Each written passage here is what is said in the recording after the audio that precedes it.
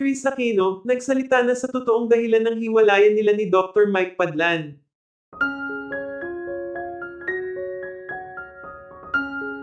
Hindi lingid sa ating kaalaman ang karamdamang pinagdadaanan hanggang ngayon ng TV host actress na si Chris Aquino. Lalo't higit ang mga lalaking nagdaan sa buhay niya.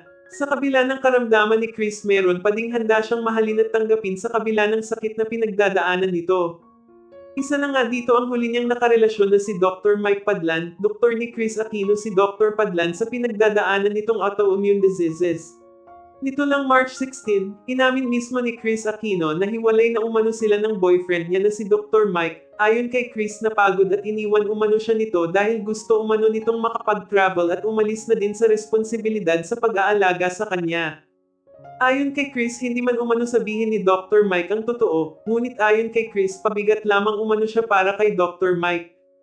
Alam umano ni Chris na sa sitwasyon niya bihira na ang lalaking magmamahal ng totoo at mag-aalaga sa kanya habang nabubuhay pa siya.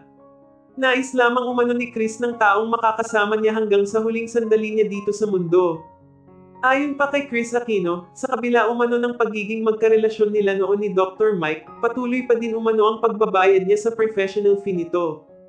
Para umano kay Chris, hindi umano siya tunay na minahal ni Dr. Mike dahil ang totoo umano nakipagrelasyon lamang umano ito kay Chris para sa kayamanan ni Chris. Sinabi din umano sa kanya ni Dr. Mike na mahirap umano siyang mahalin. Umasa umano si Chris na tunay siyang mahal ni Dr. Mike, ngunit nagkamali umano siya, maging ang mga doktor pa na patuloy na nag-aalaga ngayon kay Chris ay may nasabi din umanong hindi maganda si Dr. Mike, kaya umano nagsalita si Chris para matapos na umano ang issue tungkol sa kanila ni Dr. Mike, hindi na umano bago pa kay Chris ang iwan siya sa era ng taong minahal niya, dahil mula noon umano ay sanay na si Chris Aquino na iwan mag-isa. Buong akala umano niya na si Dr. Mike na talaga ang lalaking inilaan para sa kanya ng Diyos, ngunit nagkamali umano siya, sa huli iiwan at maiiwan pa din siyang mag-isa.